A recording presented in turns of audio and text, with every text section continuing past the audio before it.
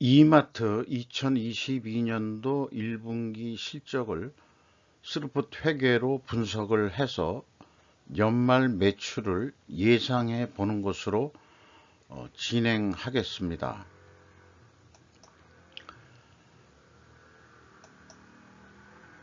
구독, 좋아요 부탁드리고요. 1.5 배속으로 보시기를 권고드립니다.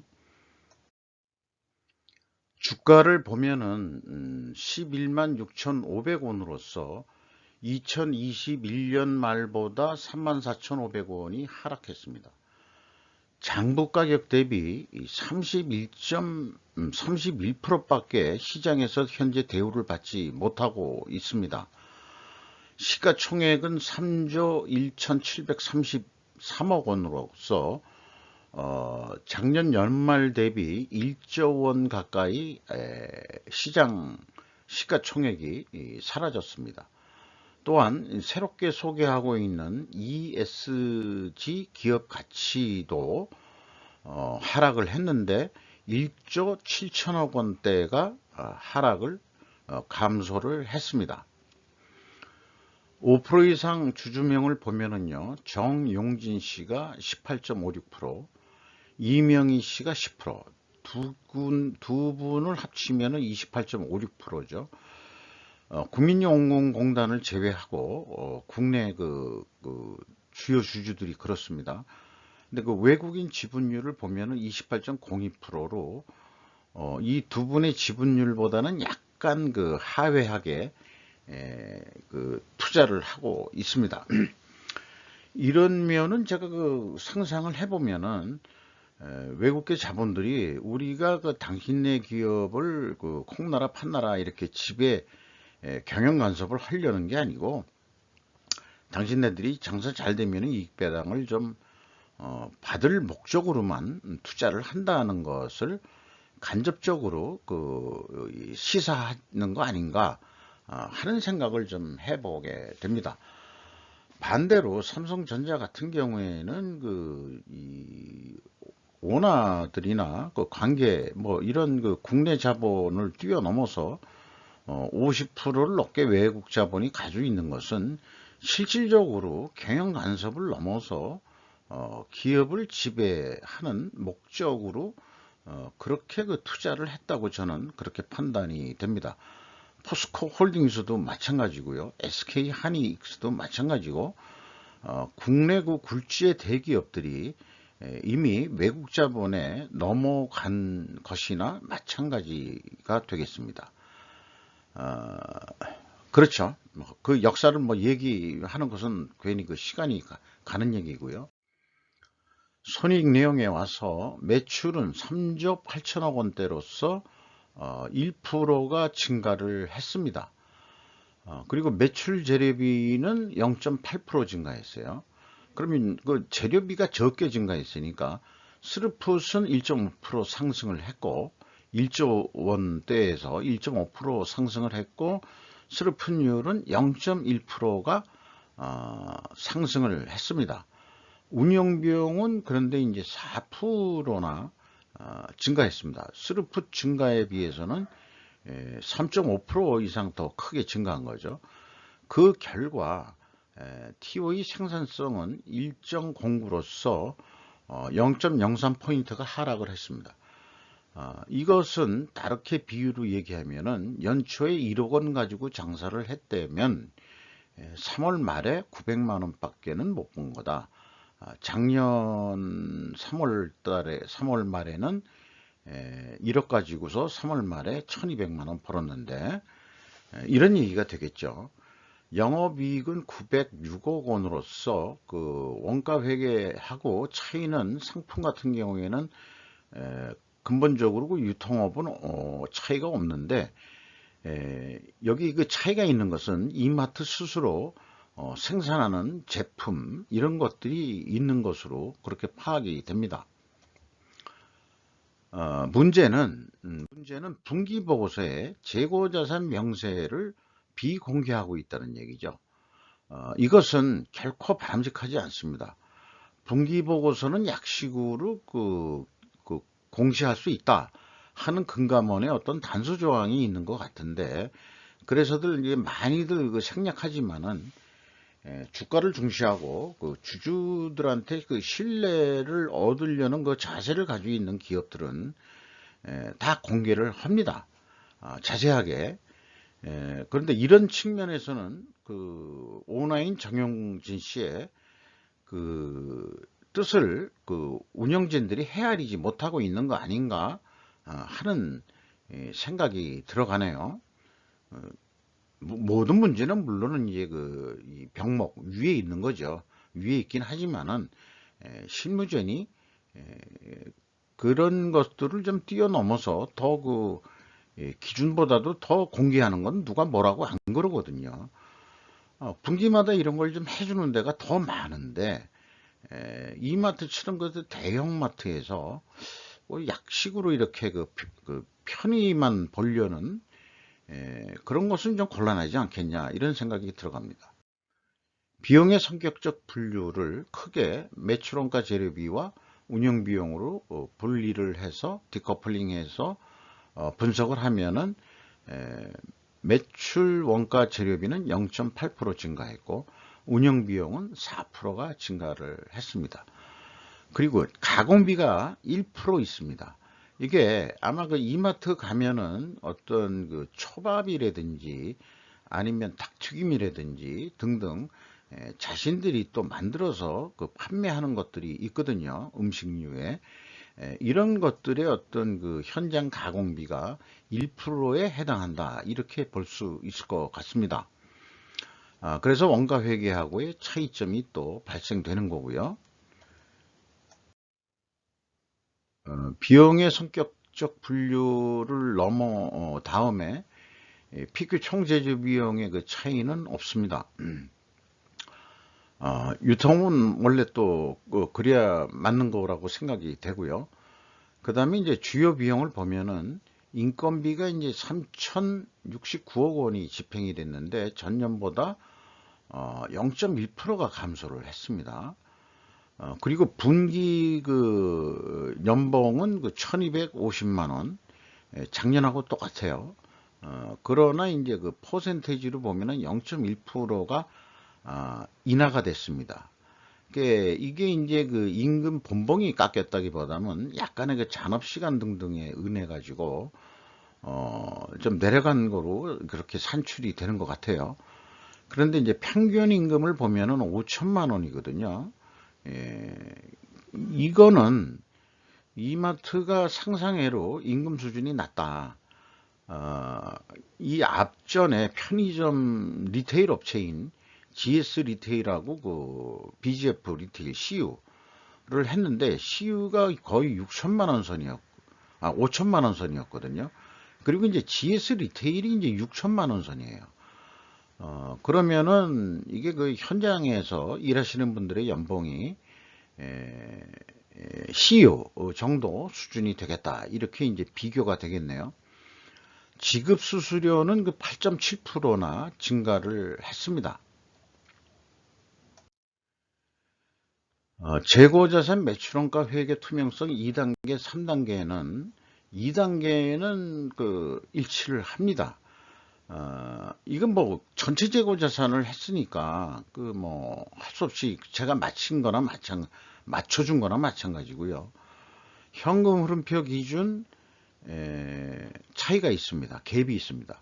현금식으로 읽으면은 1,053억 원의 현금이 나갔다면 재고가 1,053억 원이 증가를 해야 되는데 979억 원밖에 증가를 하지 않았습니다. 그렇다면 73억 원이라는 현금이 어디로 날아갔냐 이렇게 이제 물으면은 나올 수 있는 답변은 재고자산 평가 손실이요. 이렇게 되거든요.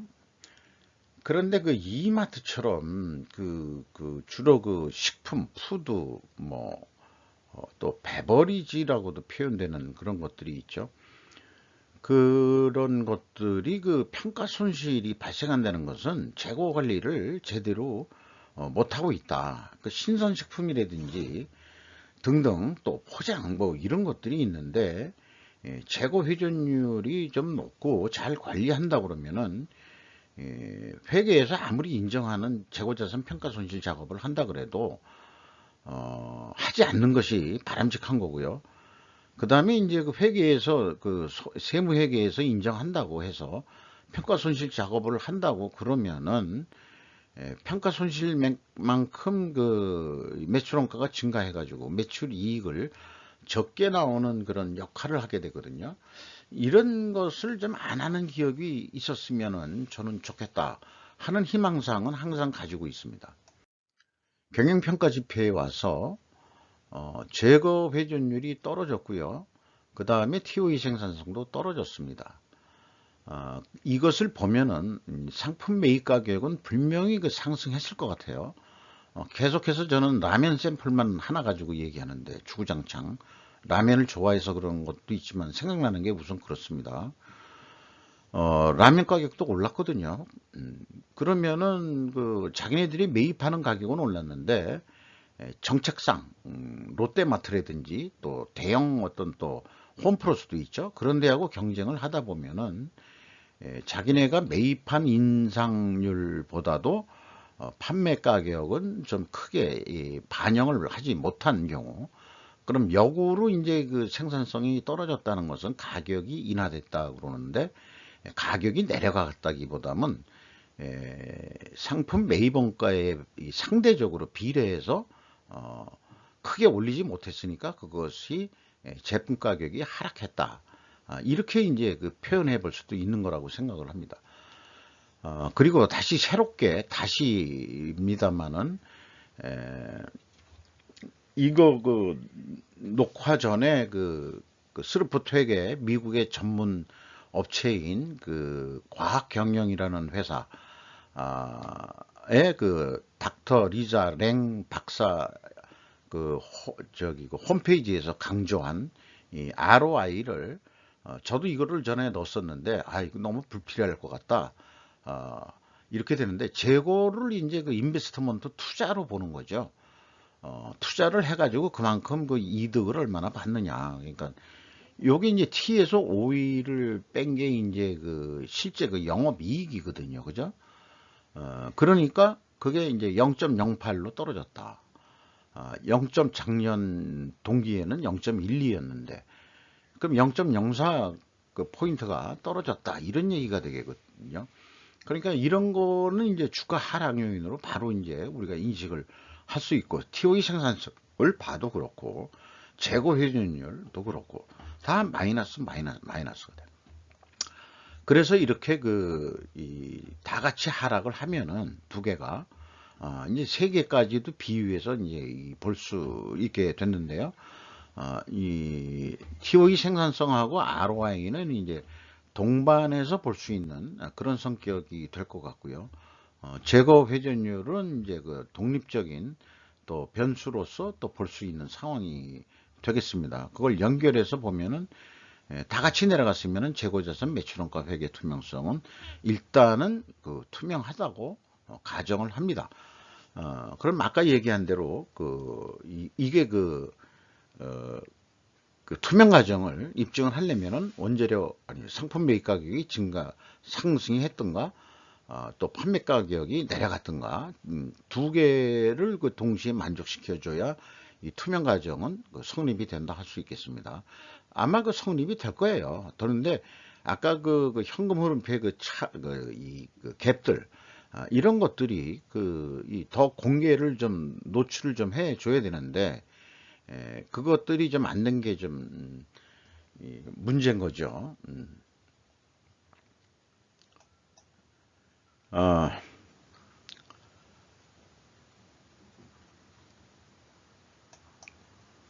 그리고 임팩트 미래 가치가 그 2조 7천억 원대로서 12.3%가 하락을 했습니다. 이것도 주가 하락 요인이 되겠습니다. 그 다음에 매출 채권 수금 속도는 조금 빨라졌습니다. 그리고 그 매입 채무 지급 속도 조금은 빨라졌는데 이게 그 3배 차이가 나는군요. 아마 이 그 매입 채무 대금 지급 속도를 빨리 주는 그 대형 마트가 생긴다면은 아마 그 혁신적인 그런 기업이 될 거라고 저는 믿어 의심치 않습니다. 그렇게 된다면은 돈을 빨리 준다 그러면은 아마도 납품 가격을 더 낮출 수 있을 거라고 생각을 하고, 또한 그 판매 가격을 크게 인상을 못한다 하더라도 매입 가격을 낮춤으로 인해서 적정 마진을 더 올릴 수 있는 그런 그 경영 환경도 만들 수 있지 않겠느냐. 저는 이렇게 생각합니다. 매입 채무 그 지급 속도와 관련해서는 현금 재무지표의 현금 보유율과 한번 비율을 나중에 해볼 것입니다. 바로 그 다음 장에서 이제 하게 되겠습니다. 캐펙스 자본적 지출은 투자는 없습니다. 거꾸로 이제 비유동 금융자산이 감소를 했습니다. 그리고 종속기업 비율이 그 51.3%로 50%가 넘으면은 이마트 자체가 또한 그 중간 그 지주회사 성격이 이미 되겠습니다. 뭐 크게는 뭐 조선호텔도 가지고 있는 거니까요. 뭐 그렇습니다. EAT 세후 현금 순이익이 순손실로 나오는 경우가 별로 없는데 순손실 49억이, 현금 순손실이 49억이 났습니다. 전년도보다도 1.7%가 하락을 했습니다. 채권자한테 6,526원을 갚아가지고 이자 부채율은 3.3%로 낮췄습니다. 주주잉여 현금 흐름은 이익 배당으로서 0.9%에 해당하겠습니다. 이것도 크게 높은 편은 아니죠. 그리고 최종 8,139억 원의 현금을 벌었습니다. 그리고 현금 버퍼율을 그 종전에는 현금성 자산에다가 그 유동 그 금융자산도 포함시켜줬는데 ESG 기업 가치를 그 인식을 하면서 안 되겠다. 그 ESG 기업 가치하고 그 병행해서 어떻게 호응 있는 거로 본다 그러면은 현금성 자산만 봐야 되겠구나. 그러면은 그 대금 지급 속도가 빨라졌거든요. 그러면 작년에는 0.3%뿐이 안 되는데 버퍼율이. 근데 이제 1%가 나왔으니까 사실 좀 너무 작은 거죠. 그 버퍼율이. 이만큼 그 대금 지급이 늦을 수밖에 없는 거 아니냐. 그러니까 이제 이 대형마트 차려놓고 자기는 건물 짓고, 그리고 이제 납품업자들 보고 물건을 챙기죠. 그리고 이제 사는 거죠. 사가지고 이제 판매되는 대로 돈을 준다. 뭐 그런 전략인 것 같은데, 글쎄요. 그 미국의 월마트라든지 그런 데 거를 안 해봐가지고 잘 모르겠습니다만은 현금 자산이 있는 한 돈을 좀 빨리 주는 그런 혁신적인 전략을 저는 그 세워야 된다고 그렇게 이마트한테 공고하고 싶네요. 그리고 그 이익 잉여금률이 그 이익이 크게 안 증가했는데도 113.3%로 18.9%나 상승을 했습니다. 그래서 영업이익은 뭐 그렇게 증가한 것도 아니고 거꾸로 떨어졌는데 어떻게 이제 이익 잉여금률이 이렇게 증가했을까? 그거 보면 그 주요 원인이 기타 영업의 손익에서 매각 예정 자산 처분이익이 1조 원이나 됩니다. 이게 조선호텔 앤 리조트라는 종속 기업의 어떤 그 부분을 매각을 한 모양입니다. 이마트에서. 그래서 뭐 현금을 좀 더 확보하려고 했는지도 모르고 그렇게 확보된 돈으로 그 이자 부채 레버레이지율을 또 6,526억 원이나 갚았다. 이렇게 그 생각이 드네요. 이런 것들이 이제 그 지분율이 높은 사람들의 어떤 그 경영적인 압박도 없지 않았다. 저는 그렇게 판단이 됩니다. 이렇게 해서 그 연말까지 예측을 해보면은 원가 회계 방식은 생략하기로 하겠습니다.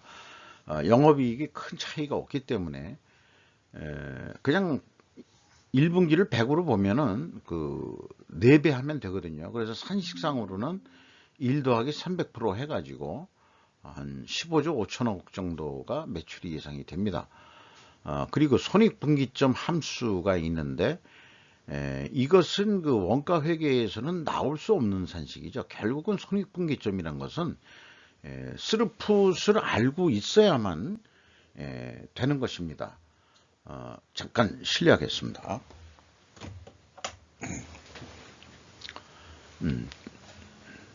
노트북 전원을 다시 켰습니다. 조금 더 밝아지네요. 근데 이렇게만 예측하면 좀 심심하니까 우리 이제 그 납품이라는 개념, 이마트는 뭐 납품 개념은 없겠죠. 그냥 매장 열어놓고 다들 그 손님이 와서 사가는 거니까.